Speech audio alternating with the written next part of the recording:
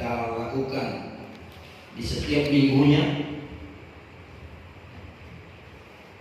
Malam hari ini sedemikian pun kita yang boleh hadir saat malam hari ini, biarlah kita berserah kepada Tuhan, terlebih buat saudara-saudara kita di lain kesempatan, waktu Tuhan yang terindah akan Tuhan nyatakan bagi mereka, dan Tuhan akan bukakan hati mereka. Untuk yang belum membukakan hati, untuk boleh kita bersama-sama di dalam memuji, mempermuliakan nama Tuhan. Haleluya. Haleluya. Firman Tuhan saat malam hari ini, mari kita buka Alkitab kita. Firman Tuhan dari Perjanjian Baru, dari kitab Injil Matius pasalnya yang ke-26. Matius pasal yang ke-26 ayatnya yang ke-24. Injil Matius pasal 26 ayatnya yang ke-24. Kita akan bersama-sama membaca ayat firman Tuhan ini, dan kita percaya bahwa firman Tuhan ini firman yang telah Tuhan tunjukkan bagi kita, untuk kita boleh mengikuti, untuk kita boleh melakukan setiap firman Tuhan yang boleh kita dengarkan. Di dalam hitungan yang ketiga kita akan sama-sama baca firman Tuhan. Matius pasal 26 ayatnya yang ke-24. 1, 2, 3. Anak manusia memang akan pergi sesuai dengan yang ada tertulis tentang dia. Akan tetapi celakalah orang yang olehnya anak manusia itu diserahkan. Adalah lebih baik bagi orang itu sekiranya ia tidak dilahirkan. Puji Tuhan. Satu ungkapan hati dengan nada kekesalan boleh kita lihat di dalam ayat firman Tuhan ini, di mana Tuhan Yesus berkata, kita tahu latar belakang dari ayat firman Tuhan ini ditujukan kepada siapa. Kita tahu siapa murid Tuhan Yesus yang menyerahkan Tuhan Yesus kepada ahli-ahli Taurat, kepada wali-wali yang ada di pada saat itu. Kita tahu bahwa murid Yesus yang mengkhianati Yesus, yaitu boleh dikatakan dalam ayat firman Tuhan, adalah Yudas Iskariot. Yudas Iskariot boleh menyerahkan Tuhan Yesus hanya dengan, yang mungkin kita sama-sama tahu, 30 keping perak. Hanya 30 keping perak. Bahkan ayat firman Tuhan ini boleh menyatakan bagaimana sesungguhnya dia sekiranya tidak dilahirkan ke dalam dunia, karena melihat perbuatannya yang sungguh melukai hati Tuhan Yesus pada saat itu. Bagaimana dikatakan dalam ayat firman Tuhan, sekitar 3 tahun dia bersama-sama dengan Yesus melakukan pelayanan. Bahkan kita boleh tahu juga bahwa Yudas Iskariot adalah seorang bendahara di dalam pelayanan yang Tuhan Yesus lakukan. Bisa dikatakan bahwa Yudas Iskariot menduduki posisi penting di dalam pelayanan saat itu. Tapi apakah yang melatar belakangi Yudas Iskariot boleh berkhianat kepada Tuhan Yesus? Apakah yang membuat Yudas Iskariot merelakan atau menyerahkan Tuhan Yesus hanya dengan 30 keping perak? Bahwa dikatakan dalam ayat firman Tuhan, yang pertama itu dikatakan karena uang, karena 30 keping perak. Bagaimana latar belakang daripada Yudas Iskariot? Karena dia seorang bendahara, dia sudah terbiasa dengan uang. Maka di dalam kehidupan kita, kaum Bapak yang dimuliakan oleh Tuhan, di kehidupan manusia saat ini, uang bisa saja membuat manusia itu berbuat sesuatu yang mungkin sebelumnya tidak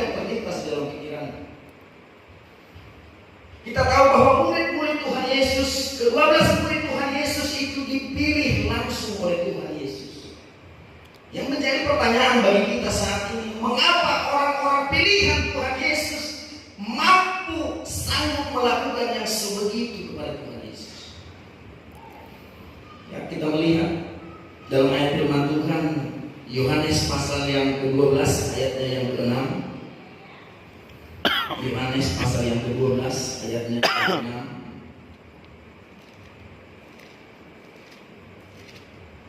Bahwa di sini mempertegas, kita tahu latar belakang daripada ayat ini, bagaimana Yesus boleh diurapi oleh Maria di Betania, ya, dengan minyak narwastu yang sungguh mahal.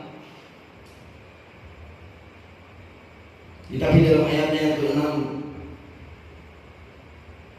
Yudas berkata, hal itu dikatakannya bukan karena memperhatikan nasib orang-orang miskin, melainkan karena dia adalah seorang pencuri. Ia sering mengambil uang yang disimpan dalam kas yang dipegang. Ya, dalam ayat firman Tuhan ini dikatakan sering. Jika dikatakan sering, berarti bukan sekali, bukan dua kali. Ini adalah dosa yang berulang-ulang oleh Yudas lakukan di dalam pelayanannya bersama dengan Tuhan, di dalam kedudukan, di dalam posisinya sebagai bendahara. Ya, firman ini boleh datang kepada kita. Ya, yang mungkin pada saat itu dalam pikiran Yudas ini kan cuma kecil, ya mungkin tidak seberapa. Tetapi dikatakan dalam ayat firman Tuhan itu sering terjadi, sering dilakukan oleh Yudas Iskariot. Maka kita berhati-hati kalau Bapak yang kesulitan. Setiap dosa-dosa kecil, yang mungkin kesalahan-kesalahan kecil, jika kita sudah lewatkan itu menjadi kebiasaan. Ya, kita mungkin tidak sadar ya, dalam perkembangan dunia teknologi saat ini. Ya, beberapa kali mungkin kita sering menghubungi, ya Bapak lagi di mana? Oh, lagi sibuk. Ya. Padahal mungkin kita tinggal cuma nyantai saja, ya. Sudah di jalan, ya sering kali. Sudah di mana? Sudah di lampu merah. Padahal lampu merah di mata ini banyak, hampir di setiap persimpangan. Tapi apa yang boleh kita lihat daripada ayat ini, kaum Bapak yang dikasihi Tuhan? Bahwa kesalahan yang kecil itu, jika kita biarkan, itu akan membawa kita kepada dosa yang lebih besar. Itu yang terjadi kepada Yudas Iskariot. Bahwa dia dikatakan ini semua karena mamon, karena duit, karena uang. Dia boleh menyerahkan Tuhan Yesus hanya seharga 30 keping perak saja. Ya.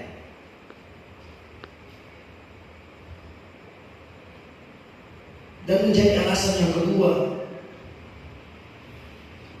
mengapa Yudas Iskariot menyerahkan Tuhan Yesus. Kita buka Alkitab di Lukas pasalnya yang ke-22.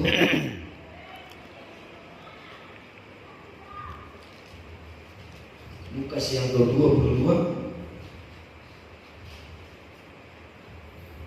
ayatnya yang ke-3. Lukas 22 ayat yang ke-3 dan ke-4. Maka masuklah iblis ke dalam Yudas yang bernama Iskariot, seorang dari ke-12 murid itu. Lalu pergilah Yudas kepada imam-imam kepala dan kepala-kepala pengawal bait Allah dan berunding dengan mereka bagaimana ia dapat menyerahkan Yesus kepada mereka. Ayat ini mengatakan bahwa dia dirasuki oleh iblis pada saat itu. Ya, ini tidak tertutup kemungkinan. Dengan orang yang dekat dengan Tuhan Yesus sendiri pun iblis masih memungkinkan boleh menggoda kaum Bapak yang dikasihi Tuhan. Jika kita melihat di dalam ayat firman Tuhan dikatakan bahwa di dalam perjamuan malam itu yang duduk di sebelah kiri dan di sebelah kanan Tuhan Yesus adalah Yohanes dan Yudas Iskariot. Di sebelah kiri dan di sebelah kanan. Ya. Bagaimana kita tahu? Ayat firman Tuhan menyatakan bahwa Yudas itu duduk persis di samping Tuhan Yesus pada saat pada saat perjamuan. Dan ketika Tuhan Yesus, bahkan Tuhan Yesus boleh memperingatkan kepada Yudas, bahkan kepada murid-muridnya. Oh, Tuhan Yesus mengatakan, salah seorang dari antara kalian akan menyerahkan saya. Dan pada saat perjamuan itu, murid-murid Tuhan Yesus bertanya-tanya, siapa ini? Siapa yang tega melakukan itu? Ya. Bahkan Simon Petrus memberi isyarat dalam ayat firman Tuhan dikatakan kepada Yohanes yang saat itu ada duduk bersama dengan Tuhan Yesus dan menyediakan kepalanya kepada Tuhan Yesus. Tanyakan siapa orangnya. Bahkan diperingatkan, bahkan diberitahukan oleh Tuhan Yesus siapa yang akan menyerahkan dia. Oh, dikatakan siapa yang bersama-sama dengan aku memasukkan roti ke dalam anggur itu dia. Ya, itu diperingatkan oleh Tuhan. Bahkan Yudas boleh berkata, bukan aku kan Tuhan. Ya, terkadang dalam kehidupan kita, kaum Bapak Ibu Saudara Tuhan, ya, terkadang kesalahan-kesalahan yang nyata yang sudah kita lakukan sendiri pun sangat memungkinkan kita untuk membantah itu. Karena apa? Karena kita tahu apa latar belakang daripada kehidupan Yudas Iskariot yang sudah disampaikan tadi. Bagaimana kehidupannya? Dan setelah itu berlalu, yang dikatakan dalam ayat firman Tuhan, apakah ada penyesalan dalam hidup Yudas Iskariot setelah menyerahkan Tuhan Yesus? Ya, di beberapa ayat firman Tuhan dikatakan dia menyesalkan perbuatannya. Dia menyesalkan perbuatannya telah menyerahkan Tuhan Yesus. Bahkan dia kembali kepada wali-wali negeri dan mengatakan bahwa dia menyesal telah menyerahkan anak manusia itu yang tidak berdosa. Bahkan dia melemparkan 30 keping perak itu kepada wali-wali negeri pada saat itu karena penyesalannya, kaum Bapak Ibu Saudara. Tetapi apakah setelah penyesalan itu dia memohon ampun? Apakah setelah penyesalan itu dia bertobat? Tidak ada satu ayat firman Tuhan pun yang mengatakan setelah penyesalan itu datang kepada Yudas Iskariot, dia tidak pernah bertobat, kaum Bapak Ibu Saudara. Dia tidak pernah memohon ampun kepada Allah tentang apa yang sudah diperbuat dia. Ya. Tetapi ada perdebatan tentang apakah Yudas Iskariot itu berdosa atau berjasa. Ya.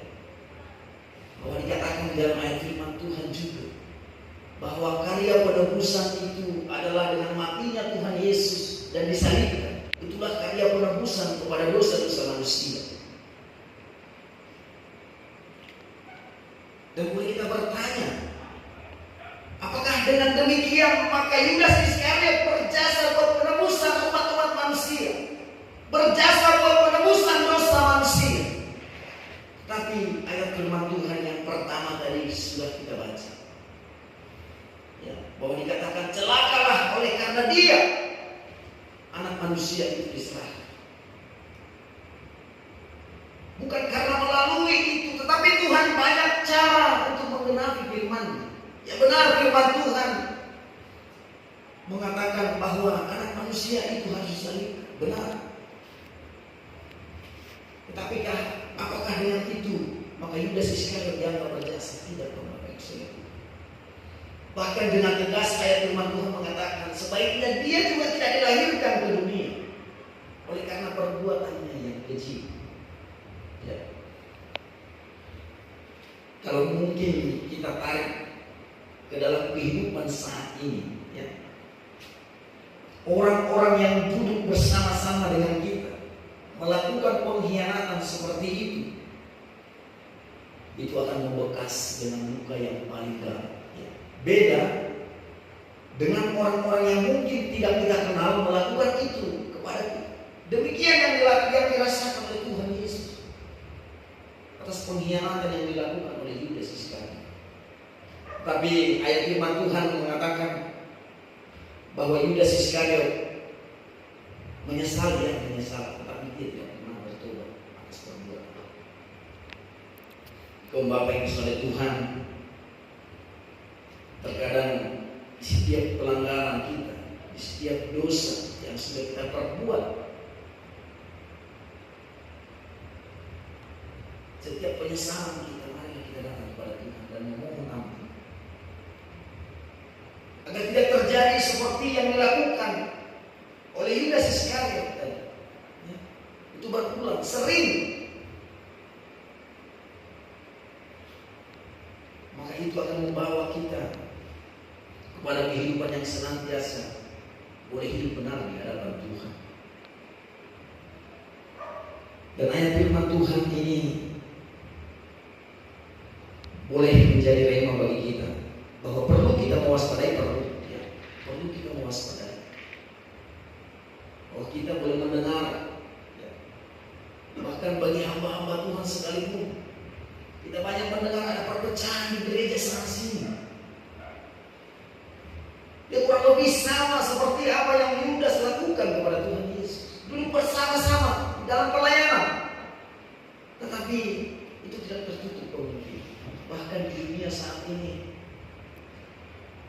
pengkhianatan yang dilakukan oleh Yudas Iskariot mungkin akan menjadi tren. Ya, sudah banyak kita lihat, banyak orang-orang yang menjual agamanya, menjual Tuhan Yesus Kristus demi uang, demi kedudukan, demi jabatan. Itu banyak kita dengar. Tapi biarlah setiap kita boleh selalu taat kepada ayat firman Tuhan, taat kepada setiap panggilan Tuhan, bahkan kita setia kepada pengenalan kita akan Allah. Jangan kita mengikut seperti mereka, seperti Yudas Iskariot, boleh menyerahkan Tuhan Yesus hanya 130 perak. Bahkan kita lihat banyak pernikahan juga yang boleh terjadi, pernikahan tidak agama. Banyak pengikut Tuhan Yesus yang boleh berpaling daripada Tuhan Yesus oleh karena mereka katakan cinta, ya.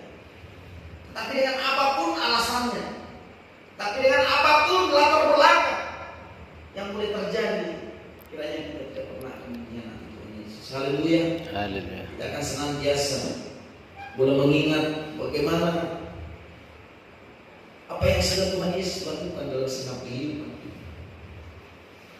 Bahkan penebusan yang Tuhan Yesus lakukan lewat darahnya yang kudus yang tercurah di bukit Kalvari, itu boleh mengingatkan, itu boleh membawa kita pada suasana hati kita yang senantiasa boleh mengingat itu, dan kita senantiasa boleh hidup bersama dengan Tuhan. Ya. Kembali ke dalam ayat firman Tuhan tadi, semua murid-murid Tuhan Yesus yang ke-12 orang ini adalah dipilih langsung oleh Tuhan Yesus. Ya. Demikian juga kita, kaum Bapak yang kasih. Kita boleh datang kepada Tuhan karena Tuhan memilih kita. Amin. Tuhan yang memilih kita. Tetapi bagaimanapun yang perlu kami utarakan, bagaimanapun kita memulai hidup kita bersama dengan Tuhan, bagaimanapun hidup kita memulai pelayanan kita kepada Tuhan, tetap jaga hati agar senantiasa sampai hingga akhirnya nanti kita tetap bersama-sama dengan Tuhan. Haleluya. Haleluya. Kita tidak seperti Yudas Iskariot. Dia dipilih oleh Tuhan karena Tuhan tahu di awal dia memilih Yudas Iskariot. Ya, tak mungkin Tuhan Yesus boleh memilih dia karena dia tidak baik, tidak layak, tidak mungkin. Tetapi Tuhan memilih dia, tapi dia tidak dapat menjaga hatinya, menjaga kesetiaan kepada Tuhan.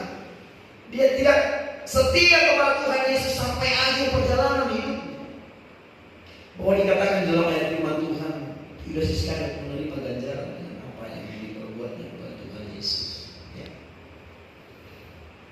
Dia menerima ganjaran.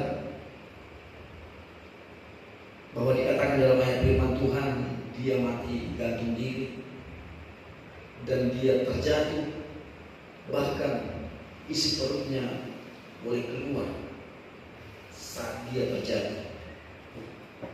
Apa yang perlu kita lihat daripada kehidupan Yudas Iskariot?